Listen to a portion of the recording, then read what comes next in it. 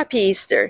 Easter is a time of renewal and hope. Whether you're celebrating today or simply enjoying a quiet spring day, may today remind you that light always returns after darkness, and new chapters are always possible. Wishing you peace, love, and a heart full of gentle joy.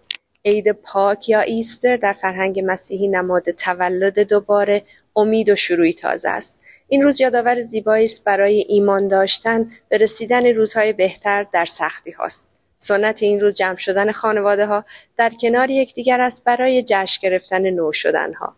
با خانواده لحظات شیرین داشتن و جشن گرفتن دین و آیین خاصی نمیخواهد و همیشه زیباست. امیدوارم این روز براتون پر از آرامش، عشق و حس خوب شروعهای نو باشه.